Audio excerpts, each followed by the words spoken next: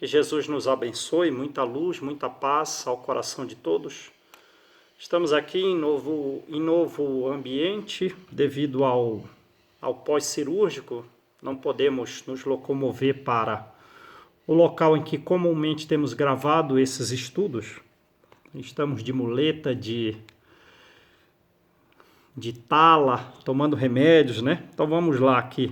O estudo de hoje é sobre o capítulo 57 do livro Messe de Amor, de Joana de Ângeles, por Divaldo Pereira Franco, cujo título é Espíritos Doentes, né? Capítulo 57. Ela diz assim: quase todos somos espíritos doentes. Ela própria se inclui, né? Como alguém que ainda não tem a saúde plena. Guardamos paixões, as razões pelas quais somos doentes, né? Guardamos paixões, mantemos opinião arraigada, opinião aferrada, opinião obstinada, opinião enraizada, né? Dominamos corações, não nos dominamos, mas o verdadeiramente livre é aquele que domina a si mesmo, mas desejamos dominar os outros. E ela coloca como uma das causas da nossa enfermidade é que nós buscamos dominar corações, espezinhamos sentimentos, conservamos animosidades, conservamos rancor, má vontade, né? Iluminados pela claridade divina, escondemos o sol da crença por detrás da nuvem da dúvida. E é verdade, né?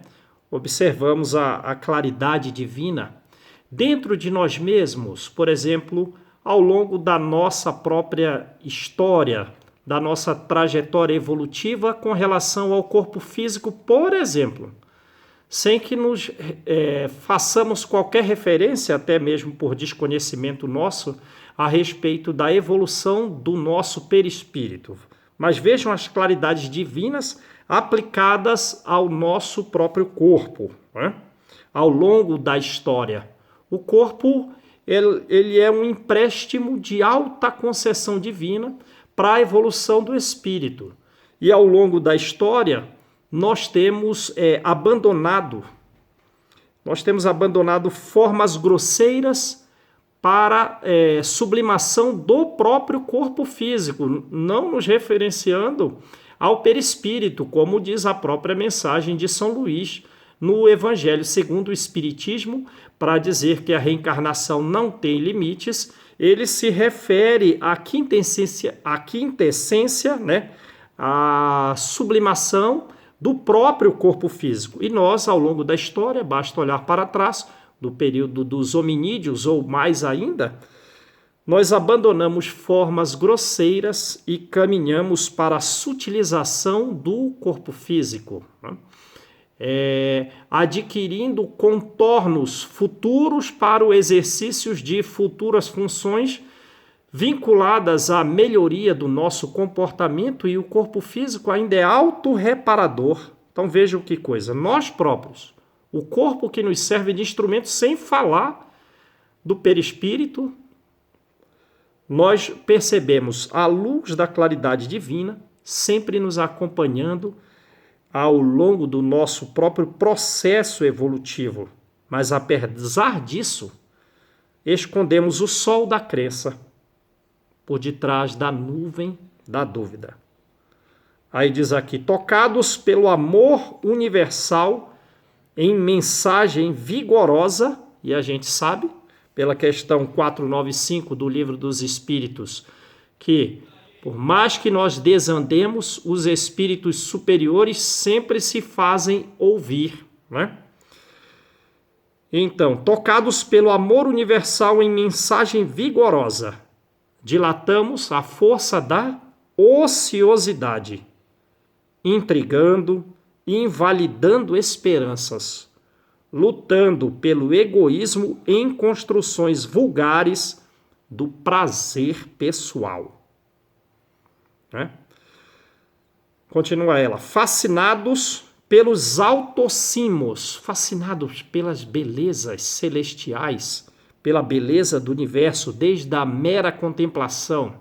A observação do universo evoluiu desde Tales de Mileto, tentando descobrir a energia, né? A energia elétrica, a eletricidade no âmbar, as experiências eletromagnéticas de Faraday, as observações de Frank Drake apontando radiotelescópios de 26 metros em busca de ouvir estrelas, Frank Drake, né? Ouvir estrelas que eram semelhantes ao Sol, né? Para captar o som dessas estrelas. Então percebemos aí, ao longo da evolução da astronomia, cada vez mais somos fascinados pelos autossimos, pelo universo, pelos bilhões e bilhões de galáxias, né? Os cientistas agora sabem que um átomo de carbono que hoje nós respiramos, eles foram respirados. Quando respiramos, absorvemos mais ou menos 10 octilhões de átomos, entre eles átomos de carbono. Que esses átomos de carbono foram formados há mais ou menos 4 bilhões de anos ou mais, numa explosão estelar, né? 3 átomos de hélio colidiram simultaneamente, formando um átomo de carbono, e posteriormente uma explosão estelar espalhou os átomos de carbono no universo, e hoje seres que não existem mais, que estão extintos, respiraram os átomos de carbono que hoje respiramos, e futuros seres que ainda não existem respirarão os átomos de carbono que hoje nós respiramos. Vejam que beleza. Então, estamos aí fascinados pelos autossimos, né? Ainda sonhando com a Terra, lutando pelos seus poderosos comandos. E diz a questão 17 do Livro dos Espíritos, que não temos como conhecer o universo em profundidade, a origem das coisas, né? Que um dia conheceremos. Diz a questão 18 e a 19 que a ciência tem seus limites, mas mesmo já observando, nos fascinando com o que nos traz a ciência atual, ainda estamos lutando pela Terra, pelos seus lugares de comandos poderosos. Somos fraternistas, diz Joana, quer dizer, somos parentes, somos irmãos, e dirigimos consciências sob o relho de palavras, sob o chicote de couro trançado, torcido, das palavras. Dirigimos consciências sobre o relho, sobre o chicote de palavras, de atos ou de pensamentos hostis, de pensamentos agressivos, de pensamentos adversos, né? Somos quase todos espíritos doentes. Põe ela em reticências aqui. Somos quase todos espíritos doentes. Mas a semente que se recusa a morrer não enseja, não oportuniza a árvore oportunidade de viver. Então devemos contribuir definitivamente para o nosso próprio progresso evolutivo, fazendo morrer o homem velho para que nasça em nós o homem novo, mais vinculado à serenidade, à paz e à felicidade, né? Então, somos quase todos espíritos doentes, mas a semente que se recusa a morrer não oportuniza a árvore, né, a chance de viver. A água que, se não submete, não movimenta dínamos que beneficiam a dívida na geração de energia elétrica, né? Naturalmente. O trigo, ela está fazendo uma analogia com a natureza, como comumente ela faz, para falar a respeito da nossa busca evolutiva. Então a semente, ela tem que morrer para ensejar a oportunidade à árvore de viver. A água necessita se submeter para que gere dínamos que beneficiam a vida em todo lugar. O trigo, que se obstina, que reluta ante o esmagamento, não favorece a oportunidade de pão. Então, seja o que for que estejamos a sofrer, física e psicologicamente, sabemos que desta dificuldade nós próprios nasceremos mais fortes, nasceremos como o pão do trigo, como a energia elétrica da água e como a árvore vem da semente, né? Da tua enfermidade, diz ela, surgirá a morte da forma, com o crescimento da fagulha de luz de que és constituído, né? Então, morrendo a forma, cresceremos espiritualmente. É a própria mensagem do Espírito de Verdade, no capítulo 6 do Evangelho, em que ele fala que no silêncio dos nossos pensamentos, ele nos cultiva. E com a morte, né, com a morte do corpo físico, veremos, sentiremos que brota em nós, que se desenvolve em nós a divina semente do que ele tem nos plantado no perispírito, né? Lembramos aí também de Saulo. Saulo, quando foi fundar a terceira igreja do mundo em Neapafos, na ilha de Chipre, né? Juntamente com Sérgio Paulo. Sérgio Paulo era um romano que ele era o procônsul da ilha de Chipre, o representante de Roma nessa província que era a ilha de Chipre. E ele havia sido curado por Estevão, quando Estevão ainda nem cristão era, ainda era judeu, né? Então vê como Jesus age auxiliando a finalidade de progresso de todos nós. Por ele estar doente, pegou uma peste em Cefalônia, foi curado por Estevão, né? E Estevão depois ficou com a peste de Cefalônia e quiseram jogá-lo ao mar, mas esse Sérgio Paulo não permitiu. Estevão segue a sua caminhada, se torna cristão, Paulo o conhece, e quando Paulo se torna cristão, ele volta à cidade de Neapafos. Mas o Sérgio Paulo ainda está doente. E Paulo diz a ele que é ali aquele momento que ele muda o nome dele de Saulo para Paulo, conforme sugere Barnabé, pela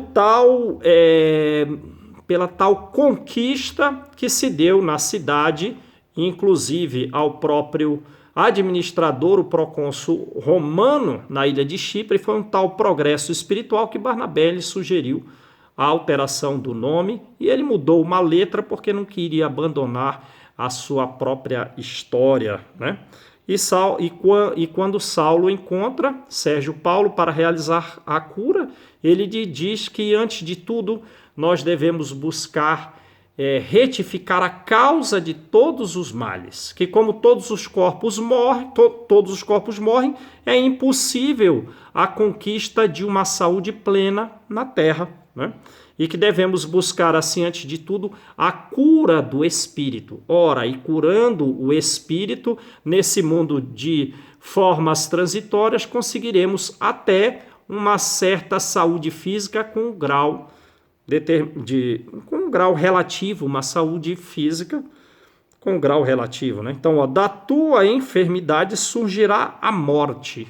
Então, da tua enfermidade surgirá a morte da forma, para o crescimento da fagulha de luz de que és constituído, né? Para a evolução do nosso espírito. É isso que nós devemos buscar. É isso que Jesus, como conta no Evangelho, deseja cultivar em nós. Continua Joana aqui, ó. Ninguém te pode acusar por trazeres a lama de ontem e o lodo de hoje nos pés transformados em feridas. Quem de nós tem condições de atirar a primeira pedra a quem quer que seja?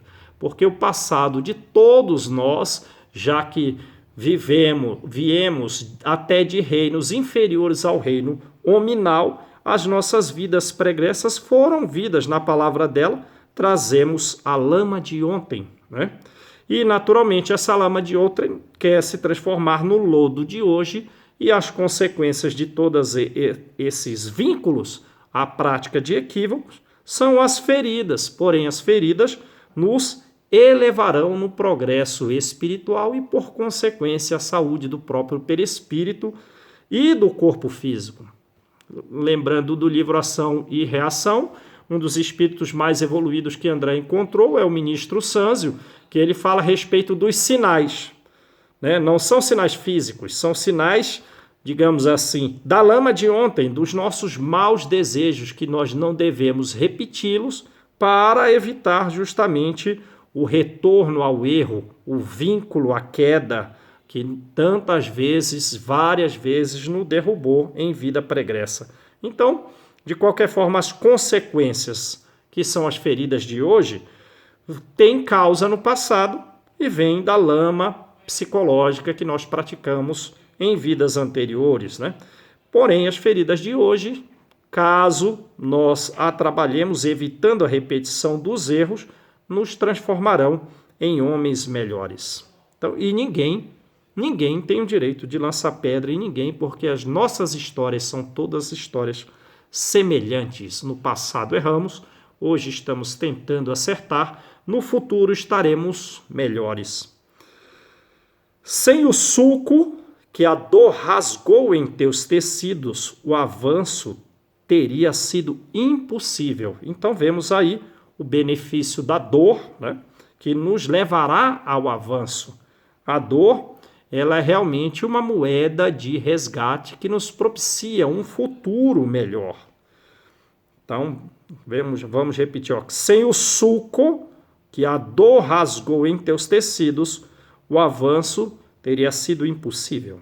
Sem a enfermidade, a esperança não teria razão de ser.